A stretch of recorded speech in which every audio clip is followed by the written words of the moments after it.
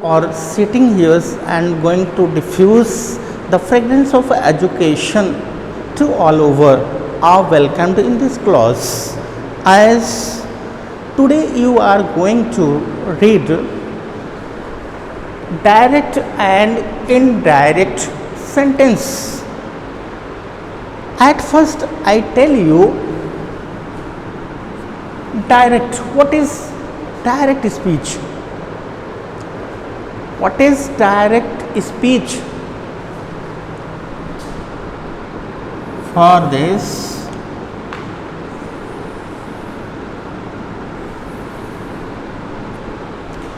जैसा कि इस संसार में कितने तरह के लोग रहते हैं, कोई बता सकता है? ये 3 तरह के लोग होते हैं। एक होता है बेटा फर्स्ट पर्सन, एक होता है सेकंड पर्सन, एक होता है थर्ड पर्सन। तो फर्स्ट पर्सन कौन होता है? हु टॉक्स, यानी कि जो बात करता है वो फर्स्ट पर्सन होता है। और who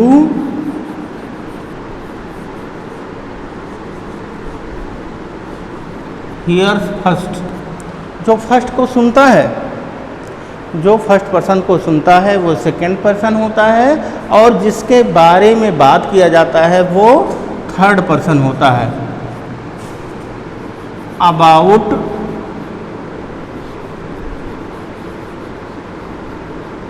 whom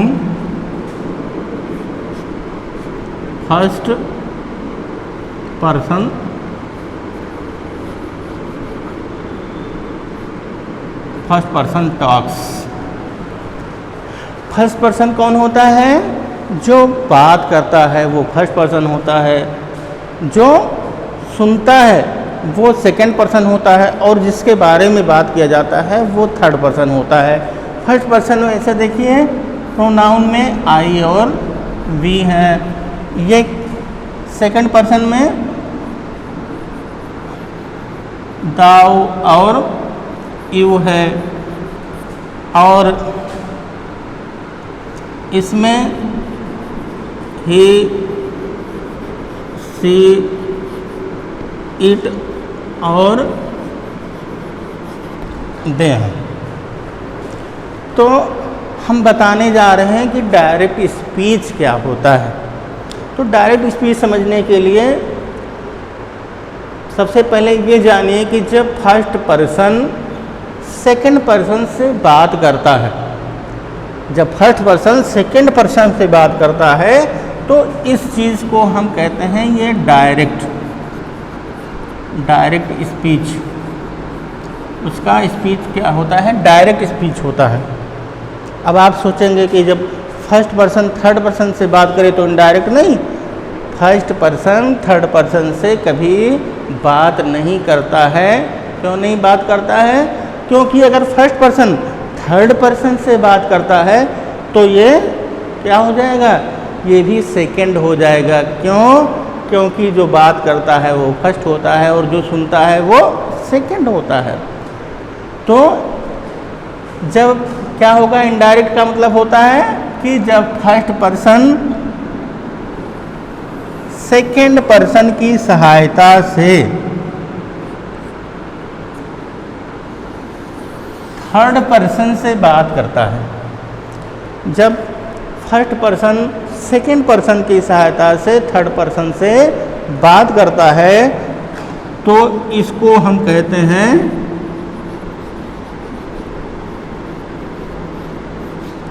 indirect speech. Okay, इसको इस तरह से भी कह सकते हो। ये क्या है आपका? फर्स्ट पर्सन जो बात करता है बेटा, इसको स्पीकर कह सकते हो क्योंकि यही बोलता है। और ये क्या करता है? ये सुनता है। ये क्या है? ये ऑडियंस है, ये श्रोता है।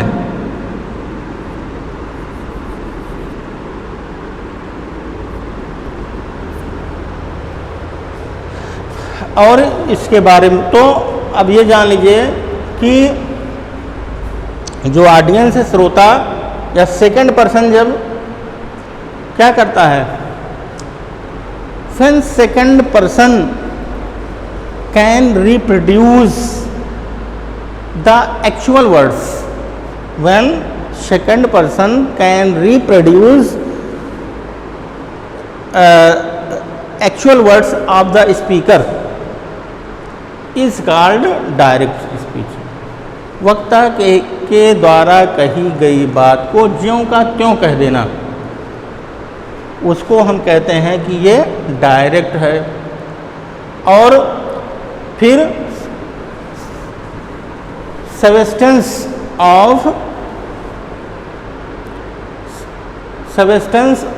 Of speech, what speaker says is called indirect sentence. और वक्ता के कही गई बातों को भाव के अनुसार कहना ही क्या होता है, इनडायरेक्ट स्पीच। जब सेकंड पर्सन वक्ता के कही गई बातों को अपने भाव के अनुसार प्रकट करता है तो इनडायरेक्ट कहलाता है। जैसे अगर कोई डायरेक्ट, जैसे तार है, कोई विद्युत है, तो उसका जो है लगा दिया गया सर्किट की वो डायरेक्ट इलेक्ट्रिसिटी प्रदान करता है, वो डायरेक्ट आ रहा है, सेकंड पर्सन जो है उसको डायरेक्ट समझ रहा है, इलेक्ट्रिसिटी पोल से सीधे आ रहा है। अगर इलेक्ट्रिसिटी जो आ रही है डायरेक्ट आ रही है, लेकिन जब सेकंड पर्सन क्या करता है कि बैटरा लगा देता है और बैटरा की सहायता से वो थर्ड पर्सन को वही चीज़ पहुंचा रहा है। फर्स्ट पर्सन के द्वारा जो बिजली दी गई है उसको थर्ड पर्सन को एकदम बैटरी की सहायता से पहुंचा रहा है, तो वो इनडायरेक्ट हो जाता है। जैसे किसी ने, फर्स्ट पर्सन ने क्या किया कि पानी दिया कि भैया जो मेहमान आए हैं उनको आप दे दीजिए, तो सेकंड पर्सन ने कहा कि ये ग्लास गंदा है और हम इस ग्लास को थोड़ा साफ करके हम आगे भेजें। तो चूँकि यहाँ पर उसकी फीलिंग्स थोप दी गई, इसलिए इस चीज़ को हम कह सकते हैं कि ये इनडायरेक्ट है। तो अब हम इसको जो है आगे पढ़ते हैं।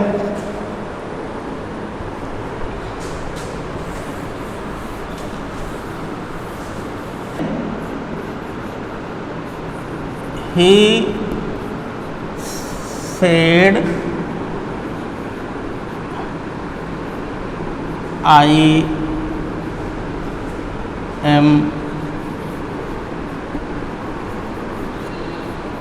going to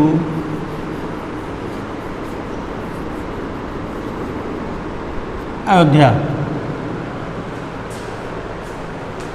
हम जानते हैं कि जब second person can reproduce the actual words of the speaker within inverted comma is called a direct sentence है, ये डायरेक्ट स्पीच है।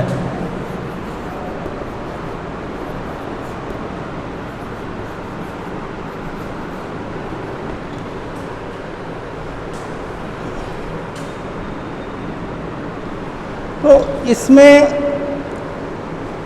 when second person can reproduce the statement of a speaker is called reported speech। ये क्या है, reported speech।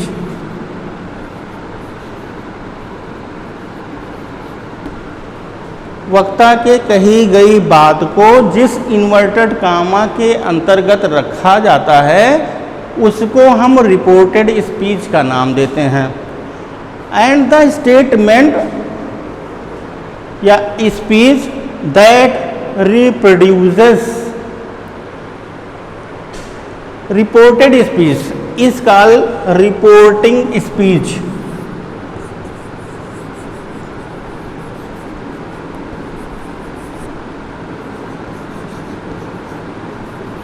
इतना सा जान लीजिए कि जो भाग, जो स्पीच जो होता है वो इन्वर्टेड कामा के बाहर लिखा जाता है। जो स्टेटमेंट इन्वर्टेड कामा के बाहर लिखते हैं उसको हम रिपोर्टिंग स्पीच कहते हैं। ओके, अब ये भी जान लीजिए इसको कि हमेशा जो चेंजिंग करते हैं, डायरेक्ट से इनडायरेक्ट में चेंजिंग करना है, आपको आदेश दिया जाता है, आप करने के लिए जो कटिबद्ध होते हैं कि हमको चेंज करना है, तो जो नियम अप्लाई किए जाते हैं वो रिपोर्टेड स्पीच पर ही नियम अप्लाई किए जाते हैं। हमेशा क्या बदला जाता है, इसके टेंस को चेंज करते हैं। नंबर 2, इसके प्रोनाउन को बदल देते हैं। अब ये इसका मतलब ये नहीं कि यहाँ अयोध्या लिखा तो इसको फैजाबाद लिख दीजिए, इसका मतलब ये नहीं होता। इसका मतलब क्या है, नंबर 1 पर हम क्या बदलेंगे, टेंस बदलेंगे, नंबर 2 पर हम प्रोनाउन को चेंज करेंगे। और कैसे बदलते हैं, किसके अनुसार बदलते हैं, ये जो है आपका जो रिपोर्टिंग स्पीच है, मान लो ये रिपोर्टिंग स्पीच है, ये रिपोर्टेड स्पीच है, कुल मिलाकर के साइकिल है। एक साइकिल में कितनी पहिया होती हैं, 2 पहिया होती है। हमेशा अगले पहिया के अनुसार ही पिछली पहिया चलती है। तो जैसे अगली पहिया जिधर जाएगी उधर ही पिछली पहिया जाएगी, तो अगला जो स्पीच होता है उसी के अनुसार हम रिपोर्टेड स्पीच को बदलते रहते हैं। तो इनडायरेक्ट में, इनडायरेक्ट बनाते समय कुछ वर्ड्स ऐसे होते हैं जो बदल जाते हैं, उस वर्ड्स को भी जान लीजिए। दिस है तो इसको हम दैट में बदल देते हैं। दीज है, इसको दोज में बदल देते हैं। नाउ है तो देन में बदल देते हैं। हेंस है तो देंस में बदल देते हैं।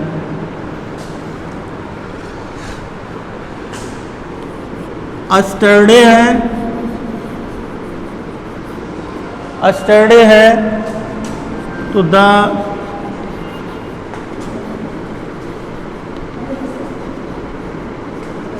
प्रीवियस डे में बदल देते हैं। टुमारो लिखा है तो इसको द नेक्स्ट डे में बदल देते हैं। ये मतलब while changing direct into indirect sentences some words are changed as this को दैट में, दीज को दोज में, नाउ को देन में, हेंस को देंस में, एस्टरडे को द प्रीवियस डे में और टुमारो को द नेक्स्ट डे में। अब हम इसका एरिया देखते हैं, किस एरिया में हम इसका अध्ययन करते हैं। उसका एरिया क्या है कि जैसा कि हम पढ़ चुके हैं, हमने पढ़ा है शुरुआत में बाबेल पढ़ा है, तो बाबेल कौन कौन वर्ड्स होते हैं बाबेल में, ए है, ई है, आई है, ओ है और यू। लेकिन हम डायरेक्ट इनडायरेक्ट का जो क्षेत्र स्टडी के लिए जो है क्लियर किए हैं वो है 5 क्षेत्र के अंतर्गत हमको डायरेक्ट और इनडायरेक्ट पढ़ना है। तो ए, ई, आई, ओ, यू ये भी 5 हैं। तो ये 5 लोगों का परिवार है। लेकिन यहाँ इसमें जो है आई का व्यवहार इतना बढ़िया है कि ई सोचता है कि ये मेरे साथ रहें और ओ सोचता है कि ये मेरे साथ रहें। तो ये हुआ, इसका कंप्रोमाइज़ किया गया कि अब ये किसके किसके साथ रहेगा। तो इस आई को लेकर कंप्रोमाइज़ किया गया कि ये आई ई रहेगा पहले, और यहाँ भी फिर आई आया, फिर आया ओ, ये भी 5 हो गए और यहाँ जो ओ बचा है ये 6वां होता है, इसलिए इसको काट दिया गया। तो इसके अंतर्गत हम डायरेक्ट इनडायरेक्ट का अध्ययन करते हैं। ए से क्या होता है, ए से आपका असर्टिव होता है, असर्टिव सेंटेंस के अंतर्गत, और आई से क्या होता है, इंट्रोगेटिव।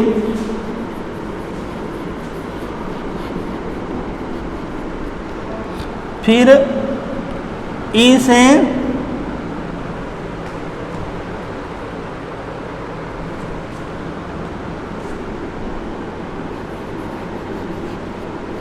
एक्सक्लामेटरी,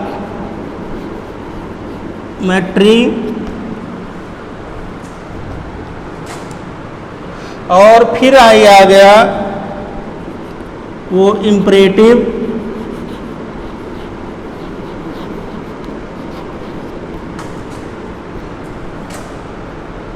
फिर आपका ओ आ गया, ओ से होता है ऑप्टेटिव।